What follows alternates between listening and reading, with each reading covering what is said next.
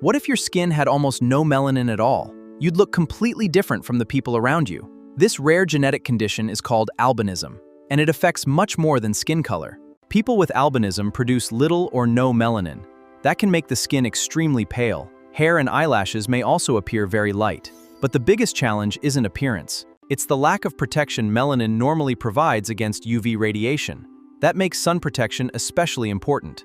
Sunscreen, protective clothing, and shade can make a bright light may be uncomfortable or difficult to tolerate. Some people experience reduced visual acuity or other vision differences, so a bright classroom can become surprisingly challenging. And no, it's a genetic condition. It can occur in people from every part of the world, and despite being uncommon, it has a fascinating genetic story. But albinism is only one extreme. Now let's move to very pale skin. This skin contains melanin, but usually in relatively low amounts. And tanning may be limited compared with darker skin types. That doesn't mean the skin is weak. It simply responds differently to sunlight. Historically, pigmentation evolved partly in response levels. Lighter pigmentation became more common. One important biological reason involves vitamin D production.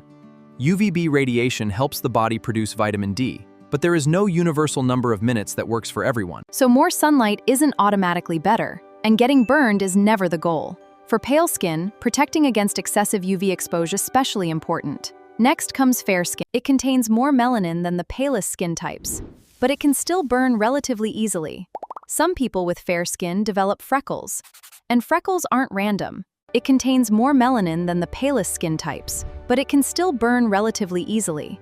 Some people with fair skin develop freckles, and freckles aren't random. They are linked to localized differences in melanin production. Sun exposure can make freckles more noticeable. You'll often see them on the face and shoulder. Fair skin in several populations living at higher latitudes. Human pigmentation exists on a continuous spectrum, and the next level sits closer to the middle. Type 3 is often described as light or intermediate skin. It generally contains more melanin. Some people burn initially but can gradually tan. That response varies greatly between individuals. The undertones can appear warm, neutral, or olive. And this is where skin pigmentation gets really interesting. Human populations didn't stay in one environment forever. People migrated across mountains, forests, coastlines, and continents. Different levels of UV other biological needs. But evolution doesn't create perfect categories.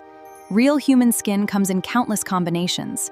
That's why two people with the same skin type can look completely different. And now we're moving toward medium pigmentation. Type 4 is often described as medium or light brown skin. Many people with this pigmentation tan more easily. They may also burn less easily than people with very fair skin, but darker skin does not mean complete protection from UV. Radiation can still damage skin, and sunscreen can still be useful. Pigmentation is not a built-in substitute for melanin. Absorbs and scatters some UV radiation. That helps reduce certain kinds of UV damage, but the protection is not unlimited. Type 4 pigmentation is found across many different populations, from parts of Southern Europe to South Asia and beyond. Don't match perfectly. Human history is far too mixed for that. Now let's talk about olive skin. Olive isn't actually a simple darkness category. It's primarily an undertone. Olive undertones can contain greenish, golden, or yellowish characteristics, and they can appear across several different depths of pigmentation. That's why two people can both have olive undertones but look very different. One interesting feature is how redness can appear differently. But everyone's skin reacts differently. Olive skin can also tan without becoming dramatically red first, and this undertone can appear in populations across the Mediterranean for olive skin. That's another reminder that human pigmentation is incredibly diverse. And now we reach deeper pigmentation. Type 5 is generally described as brown or dark brown pigment. People with this pigmentation often tan easily and burn less often. But less burning doesn't mean zero UV damage. Darker skin can still develop sun-related skin. Melanin also provides some natural protection against UV radiation. It helps absorb and scatter ultraviolet energy. This can reduce the amount of UV reaching vulnerable cells.